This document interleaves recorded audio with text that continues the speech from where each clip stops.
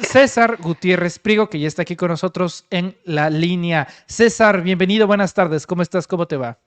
Bien, Manuel, un placer saludarte como siempre. Muchas gracias, César, y preguntarte, ¿es un día brillante o oscuro? Oscuro para la justicia en México. Ahora que Emilio Lozoya, pues un juez lo manda para su casa, César. Pues yo creo que ya se ha convertido en un día normal, Manuel. Desafortunadamente, hemos visto que tenemos una fiscalía que no tiene la capacidad para hacerle frente al Poder Judicial. ¿Y a qué me refiero en hacerle frente al Poder Judicial?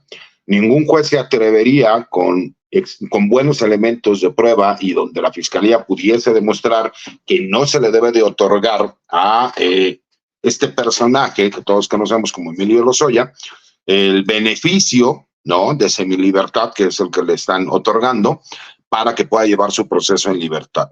¿Por qué? Porque simple y sencillamente tendrían argumentos como para poder demostrar que existe un riesgo fundado de fuga. Hay que reconocer que el Poder Judicial a lo mejor no va de la mano de lo que se está buscando por medio de la Cuarta Transformación, pero no podemos acusar a todos los jueces que tengan un interés personal. Este caso en específico creo que ha tenido eh, muchos momentos tensos. Y uno de esos momentos tensos, como bien lo decías ahorita que estabas explicando la nota, es cuando se llega a un acuerdo y que otro de los personajes involucrados llega a este acuerdo para el pago de la reparación del daño. Parecería que la fiscalía no entendió que la reparación del daño integral, en este caso, es completa por el menoscabo que sufrió la institución y no decir que uno va a pagar una parte y el otro va a pagar otra parte. Creo que ahí incluso se los chamaquearon. Y ahí es donde viene la pregunta importante. ¿Fue realmente incapacidad de la Fiscalía General de la República o fue simulación? Porque hay que recordar que incluso Emilio Lozoya, cuando llega extraditado de España, se le concedió de forma inmediata este beneficio y que si no hubiera sido por las fotografías que se vieron y que todos conocimos de que él andaba comiendo pato laqueado, ¿no?, allá en el Hunan, pues él hubiera seguido llevando su proceso en libertad. ¿Dónde viene el problema? Recordamos que él había llegado aquí con ciertos beneficios porque se había ofrecido como testigo colaborador de la fiscalía. No solo no ha pagado, no ha colaborado, no ha podido demostrar los dichos y ahora incluso tiene un beneficio que hay que también entender algo. Recordemos que este beneficio se ha dado a la mayoría de los procesados en el país porque la Corte Interamericana de los Derechos Humanos determinó que convencionalmente, de acuerdo a los tratados internacionales, la prisión preventiva tendría que estar justificada. A consideración del juez, la Fiscalía General de la República no justificó el riesgo de fuga. Yo lo veo más como una falla de la Fiscalía General de la República que como una omisión por parte del Poder Judicial. Pero bueno, es mi punto de vista como abogado litigante y postulante. César, desde tu punto de vista, ¿qué falló? Porque digamos que no es como que la fiscalía haya capturado o detenido a Peña Nieto o a Carlos Salinas. Eh, Emilio Lozoya posiblemente sea el pez más gordo que de lo que ha recolectado estos últimos 6 años. Y gordo es decir un poquito en comparación a las entidades jerárquicas superiores de Emilio Lozoya. Desde el principio hasta este punto, César, ¿cuál crees que haya sido en la cronología los fallos, los momentos clave en donde hemos llegado a este punto donde Emilio Lozoya regresa para su casa? Mira, fíjate, Manuel, y creo que es importante que la gente lo pueda entender. Cuando se solicita una orden de aprehensión, esa orden de aprehensión que fue ejecutada en España y por lo cual él termina accediendo para no pelear en el país de origen que fue España, en donde él fue detenido, llega a por medio de un acuerdo de colaboración con la Fiscalía General de la República. Esos datos que la Fiscalía General de la República tuvo para que le concedieran una orden de aprehensión fueron suficientes para que en ese momento un juez dijera sí hay la posibilidad de que se haya cometido este tipo de delitos y por lo mismo conceda una orden de aprehensión. ¿Dónde es donde viene el problema? ¿Y por qué digo que es incapacidad de la Fiscalía General de la República? Si bien es cierto, mucha de esa información vino, como bien lo mencionabas tú, por medio de estos convenios de colaboración con el Estado de Brasil, ¿no?, y con este país europeo.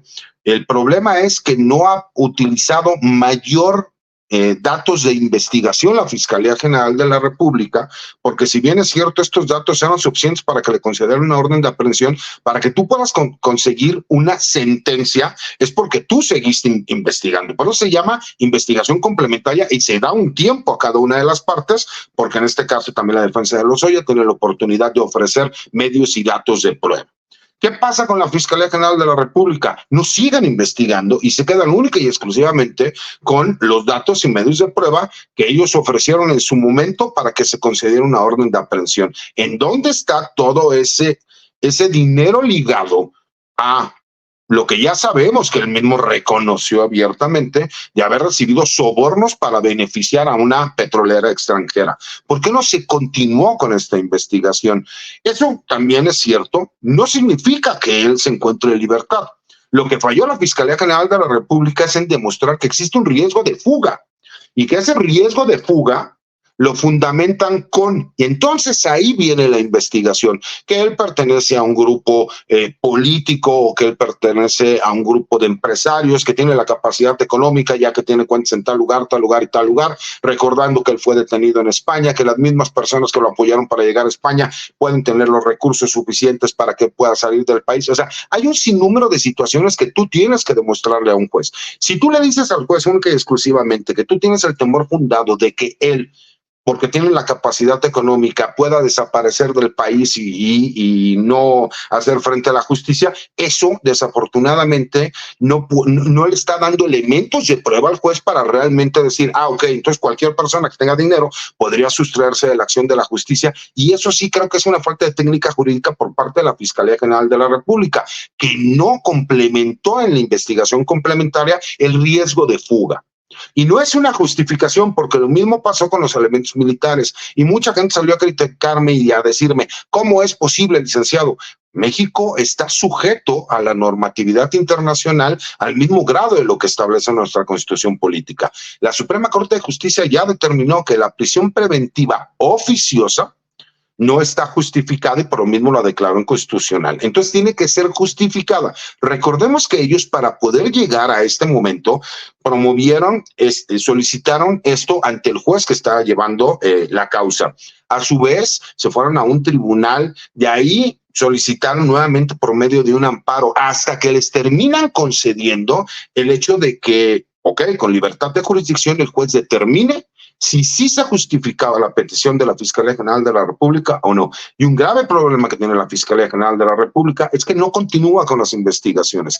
Si la Fiscalía General de la República tuviera los elementos, creo que ya los hubiera mostrado para decirle al juez, señor juez, si usted le deja libertad de esta persona, hay riesgo de fuga por esto y esto. No lo justificaron, Manuel. Entonces también hay que echarle la culpa al Poder Judicial cuando la tiene. Pero cuando nosotros estamos viendo que la misma Fiscalía General de la República no comprueba con medios y datos de prueba que hay un riesgo fundado de fuga, entonces con todo respeto, pues el juez tenía que haberlo hecho de esa forma. Eso no exime que esta persona no sea declarado inocente. Eso no quita que esta persona va a tener que continuar con su proceso.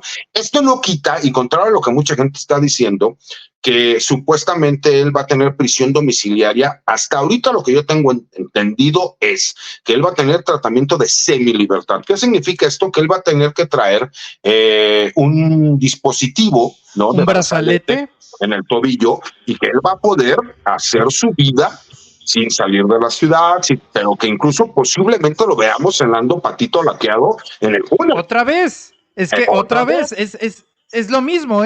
Esta fotografía, corrígeme si me equivoco, también traía brazalete, ¿no?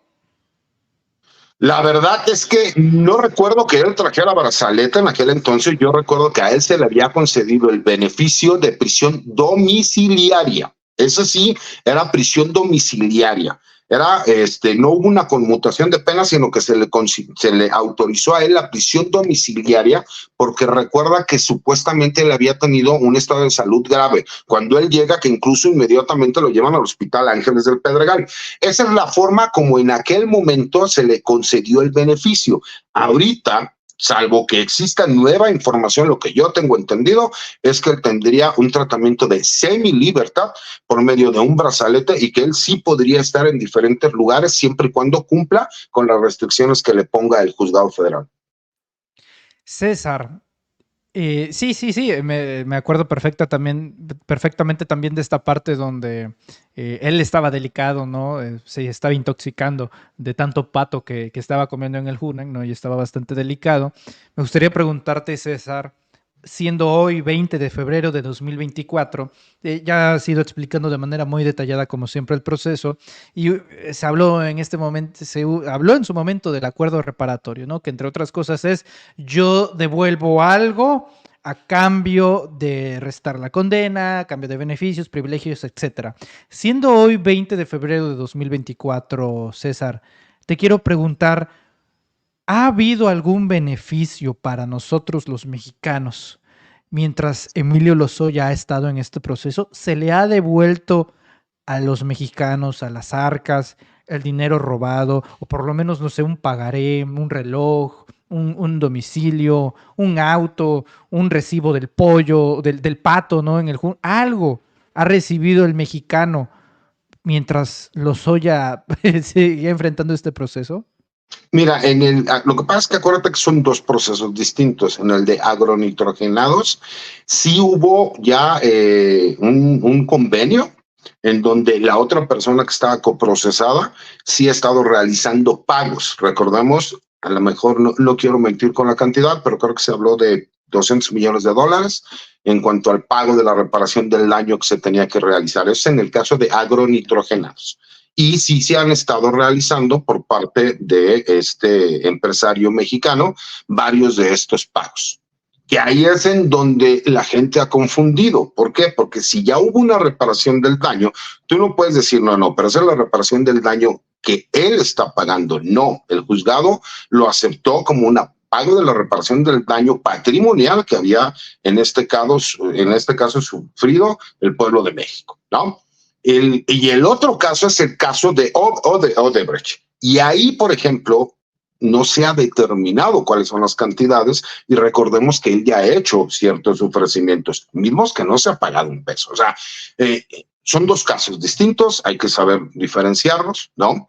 En uno de los casos sí se han estado realizando pagos, no por medio de Lozoya, sino por medio de este otro empresario que estaba involucrado, y en el caso de Odebrecht, que también hubo ahí, por ejemplo, un detrimento al patrimonio del país, no ha habido ningún pago y lo único que hemos visto es pifias y pifias y pifias, al grado de que vimos que se filtraron audios con el fiscal general de la República hablando con el papá de Emilio Lozoya, ¿no? O sea, creo que incluso ya hasta exhibieron a la Fiscalía General de la República. César, preguntarte también, ahora con este brazalete que va a aportar Emilio Lozoya, ¿qué sí puede hacer? Porque ya estuvimos verificando la información, exactamente como tú lo dices, esto de semilibertad.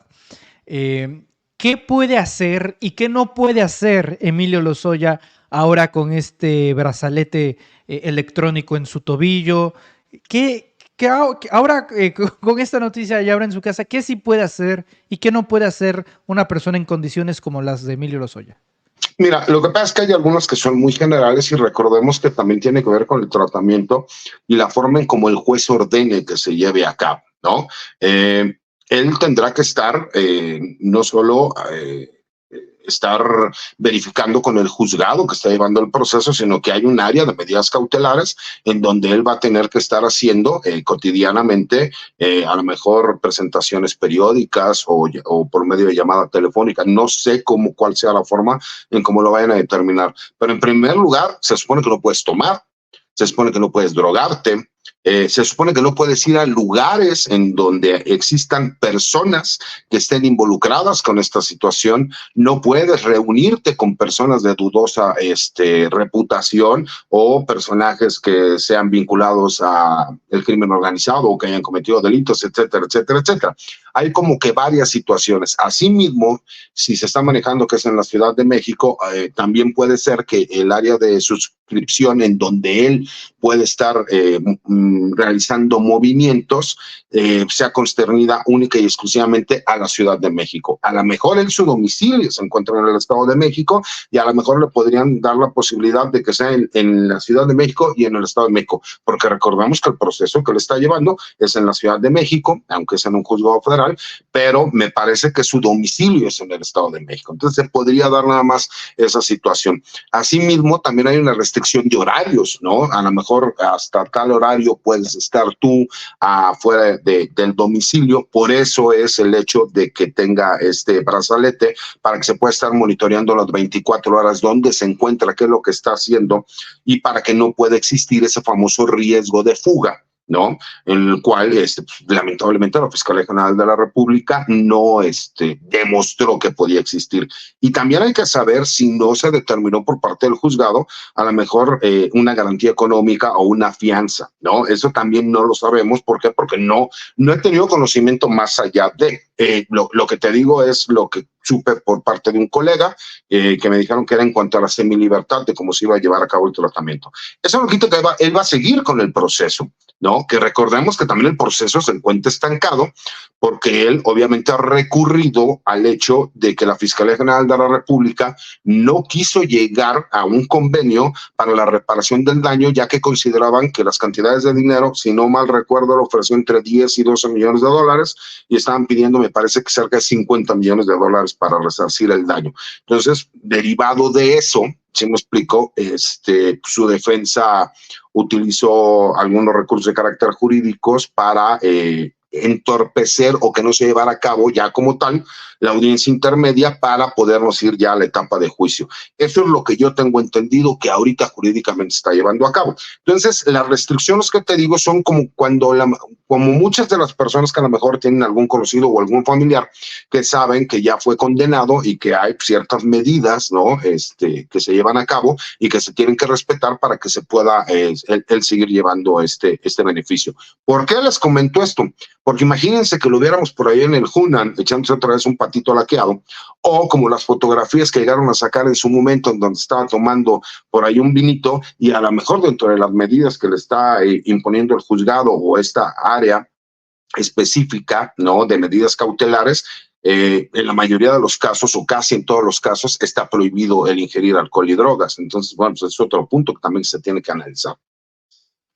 César, la política online, esta página de internet dedicado a trascendidos políticos, señala, entre otras cosas, que el fiscal Alejandro Gertz Manero tendría intenciones de permanecer en su cargo hasta 2027 y en una de esas incluso hasta ratificarse en la era de Claudia Sheinbaum. César, preguntarte si con todo lo vivido hasta este momento con la Fiscalía, no Procuraduría, con la Fiscalía General de la República, bajo la rectoría de Alejandro Gertz Manero, hay condiciones y es viable mantener a Gertz Manero como el abogado del país.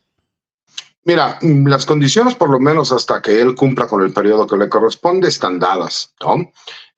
Lo que pasa es que yo creo que sí se necesita una persona que se encuentre en la Fiscalía General de la República que tenga una forma de trabajo muchísimo más directa y comprometida. ¿Y a qué es a lo que me refiero? Yo te lo dije a ti en su momento, él fue mi maestro, yo siempre lo tuve en una muy alta estima y se me hace una persona que tiene capacidades jurídicas grandes. Lo que sí es que ya estando en el puesto, creo que nos ha quedado de ver a todos, ¿no? Y creo que ahí podría haber también pues el acuerdo político de que él no terminara con este proceso, porque la única forma es que hubiera fallas graves a su gestión. Y la verdad es que pues podríamos considerar algunos de nosotros que pueden existir ciertas fallas graves, pero como lo especifica la ley, la verdad es que no podríamos comprobar. ¿Qué es lo que yo pensaría? ¿No? Yo creo que quien va a ser la próxima presidenta de México es la doctora Claudia Sheinbaum. Creo que las estadísticas y los números no lo dicen así, pero suponiendo sin conceder que Xochitl Gálvez fuera quien terminara ganando la presidencia de la República, toco madera, ¿no? Creo que tampoco estarían de acuerdo en que el fiscal general de la República continuara, porque desafortunadamente el trabajo que ha llevado a cabo la Fiscalía General de la República, por lo menos mi percepción es que es deficiente. ¿Y a qué me refiero que es deficiente? Desafortunadamente, la mayoría de los casos que hemos visto en contra de personajes de alto perfil, todos se le han caído a la Fiscalía General de la República, ¿no? O por lo menos la mayoría de ellos que se encontraban siendo procesados y con prisión preventiva justificada, pues ya se encuentran en libertad. Y desafortunadamente en México hemos visto que el primer paso para que una persona termine siendo declarado inocente o no culpable es que el primer paso sea que obtengan su libertad. Eso no significa que vaya a suceder así, porque entiendo, y como se los he dicho, también es la tendencia a nivel nacional, porque la Corte Interamericana de los Derechos Humanos ya lo dijo, ya existen incluso resoluciones de diferentes tribunales colegiados, incluso la Suprema Corte de Justicia, en donde se tiene que respetar y que ya no se puede emitir de forma automática la prisión preventiva, ¿no? Y que tiene que ser justificada, porque si no es justificada, pues entonces sería ir en contra de lo que establece ya la Suprema Corte de Justicia y los mismos, la convencionalidad internacional. César, me gustaría preguntarte también esto sobre la mesa de análisis. ¿Es el fiscal, o sea, tiene que ser estrictamente una persona la que cambie la fiscalía, o da igual quién esté en la fiscalía, da igual quién sea el fiscal o la fiscal, da igual quién sea la persona el que la encabece? ¿Qué es lo que falla? ¿Por qué siempre pasa esto? ¿Tú crees que resida la responsabilidad en la persona que tiene que llevar al liderazgo a la fiscalía? ¿O es en sí misma la estructura de la fiscalía lo que no permite que este tipo de casos se consoliden, se concreten y lleguen a buen puerto, César? Mira, yo creo que es incluso la estructura que nosotros tenemos y hay que entender algo. Nosotros, bueno, no digo nosotros, aquí en México lo que hicimos fue, pensamos que con cambiarles el nombre y dejarles de llamar procuradurías para convertirlas en fiscalías y hacerlas autónomas, nosotros ya habíamos solucionado el problema que teníamos durante años y décadas en cuanto al rezago, mal trabajo, violación de derechos humanos, violación de derechos procesales, etcétera. Y yo le digo a la gente, a ver, ¿cómo es posible que todos los años todas las fiscalías tengan más recursos, pero tengan menos resultados? Porque también estamos viviendo situaciones y hay que entenderlo. Nosotros adoptamos un sistema jurídico sajón y que a lo mejor da soluciones en países sajones, pero que no se adapta al sistema mexicano. ¿Y por qué no se adapta al sistema mexicano? Y voy a ser muy claro. Porque nosotros adoptamos un sistema jurídico que busca la justicia sobre la legalidad. Por eso tienen jurados. Cuando nosotros en México le quitamos los jurados al sistema, lo pervertimos. Porque entonces ya no nos vamos a la parte de la justicia, sino nos vamos a la parte del derecho positivo, lo que dice la ley. Y cuando nos vamos a lo que dice la ley, pues por supuesto que quien va a llevar siempre pues el beneficio, pues es el presunto delincuente sobre incluso las víctimas. Ese es un grave problema, porque le quitamos la justicia y lo dejamos nada más en legalidad. No importa a quién traigamos, ¿no? Gertz Manero yo creo que es un hombre bien intencionado, por lo menos un hombre que tiene el currículum para ser fiscal general de la República, pero ya vimos que cuando llegó, pues es un monstruo de 1000 cabezas. Y eso no es justificación. ¿Por qué? Porque yo creo que sí se podría hacer el trabajo. Yo siempre lo he dicho, a ver, aquí se necesita conocimientos con ganas e imaginación. ¿Y por qué me refiero a que se necesita conocimiento con ganas e imaginación? Porque simple y sencillamente nosotros no podemos seguir adoptando sistemas extranjeros que no los hemos sabido cómo llevar a cabo en nuestro país. ¿Dónde es donde nos está fallando? No, todo el mundo le echa la culpa a la seguridad pública y a la prevención del delito. Pero cuando por fin vemos que los policías sí detienen a los delincuentes, cuando llegan a las fiscalías y se presentan ante un juez, se caen los asuntos. ¿Por qué? Por falta de capacidad, por estar mal hecho el trabajo. Recordemos algo, se supone que en esta igualdad procesal en donde el defensor tenemos las mismas oportunidades y la misma personalidad jurídica que el Ministerio Público, en teoría el Ministerio Público siempre llevaría ventaja. ¿Por qué? Porque él tiene un área pericial para poder mandar a hacer cualquier peritaje, él tiene policías de investigación para mandar a hacer investigaciones, él tiene todo un área médica para hacer certificaciones, él tiene los recursos de la Fiscalía. Pero ¿qué pasa con la Fiscalía? Recordemos que una cosa es lo que diga la Constitución, el artículo 21 constitucional de las facultades que tiene el Ministerio Público, y otra cosa es que por medio de circulares les quitan esa oportunidad. Y parecería que las fiscalías, en vez de investigar y perseguir delitos, lo que hacen es tratar de ir acorde a lo que los medios de comunicación y las redes sociales les aplauden o les critican. Y ahí es donde viene este monstruo de 1000 cabezas que termina perjudicando. ¿Y por qué lo digo así, mi querido Manuel? A ver, es nada más por lógica. Si tú ya tienes una orden de aprehensión por la cual trajiste a un personaje como Lozoya, ¿por qué no sigues integrando la misma carpeta? ¿Por qué no en esta investigación complementaria demuestras con mayores datos de prueba dónde están los beneficios, a dónde se fue el dinero? Hay que recordar algo, todos estos datos que incluso en su momento ellos trajeron de Brasil, varios de ellos se declararon ilegales ya en Brasil. Entonces, pues, como consecuencia, si en el país de origen ya se declararon ilegales, pues por supuesto que en México también se llevaría a cabo. ¿Y por qué la Fiscalía General de la República no previene esas situaciones antes que se den? Porque simple y sencillamente o no hay interés, o hay corrupción, hay falta de capacidad, o porque no tienen la capacidad para poder hacer el trabajo. Porque yo sí creo, y lo hemos demostrado los abogados defensores, que cuando nosotros tenemos y nos enfocamos a un asunto sin tener los recursos que tiene una fiscalía, demostramos que el trabajo que hicieron con las mismas herramientas de investigación y tecnológicas, sin tantos recursos, que lo que están haciendo es incorrecto. Porque también hay muchísimos jueces que sí son, que sí son gente honesta y que son capaces y que no tienen nada que ver con la parte política. Y aquí, por ejemplo, un juez no se atrevería a conceder un beneficio a Lozoya si la fiscalía realmente hubiera demostrado, ¿no?, lo que no pudo demostrar, que había un riesgo de fuga inminente.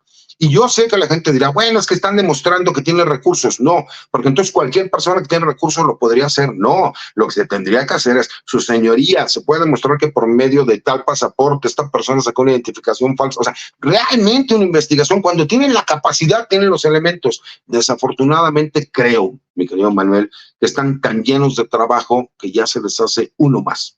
Y si nosotros no realmente buscamos perfiles idóneos para la fiscalía y cada uno de esos puestos, por eso yo sigo diciendo que el servicio civil de carrera es importante, porque si no, entonces cualquier persona puede llegar a hacer la chamba que no sabe hacerla, y en lo que aprende, pues imagínate, no le podemos decir a la gente, dame chance de que aprenda, y al rato ya entonces la persona que teníamos que juzgar, pues dame 2, 3 años y entonces sí ya lo vamos a hacer, porque lo que queremos los mexicanos son resultados inmediatos, ¿no? Correcto, ¿no? Como Videgaray, que venía a aprender a la Secretaría de Relaciones Exteriores. Parece broma, pero eso sí ocurrió en su momento. César, yo te agradezco esta plática extensa, minuciosa, que discierne, entre otras cosas, el caso Emilio Lozoya, quien el día de hoy ya estará en su casa, en su domicilio. Te agradezco mucho, César, y te pido, por favor, que nos compartas tus redes sociales. Muy amable, como siempre. Mira, él va a salir realmente hasta la madrugada, me creo, Manuel, 2, 3 de la mañana, para los periodistas que quieran ir, hasta las 2, 3 de la mañana lo van a dejar salir, ¿no? Pero eso no quita que a lo mejor el jueves o el viernes lo veamos por ahí en el Hunan, ya echándose su patito laqueado, ¿no? Y pues bueno, los que chairos, muy chairos, pero ya tuvimos la oportunidad de ir a echárnoslo, la verdad es que sí es muy bueno, ahora no entiendo por qué arriesgó la libertad y la honra para echar su patito laqueado. Mira, lo que más manejo yo es mi Twitter, mi cuenta de X, anteriormente Twitter, que es @CesarGutiPri. Escribo columnas de opinión. Hoy se publicó mi columna de opinión en La Silla Rota. Si tienen la oportunidad, pasen a leerla. Y hago algunas videocolumnas que subo a TikTok, a YouTube, en algunos diferentes medios de comunicación, y a la página, el blog de Información Militar y Seguridad Nacional Campo Marte, mi querido Manuel. César, muchas gracias como siempre, muy amable, gracias por compartir la información y el análisis. Estamos en contacto. Al contrario, oye, y felicidades, qué buena chamba hicieron tú y Poncho Gutiérrez. Me encantó cuando estuvieron ahí infiltrados. La verdad es que muy buena chamba, nada más tantito para que vean las incongruencias de la gente, ¿no? Se vale pensar distinto, por supuesto, lo que no se vale es mentir, tergiversar e inventar. Faltaste tú, querido César, que no se ocupa mucho, ¿eh? O sea, tú pasas desapercibido ahí sin problemas. Yo sé, pero bueno, a veces, los fines de semana estoy con mis hijos. Te mando un abrazo, mi querido Manuel, y saludos a todas las personas que nos ven. Muchas gracias, César. Un fuerte abrazo y estamos en contacto. Es el abogado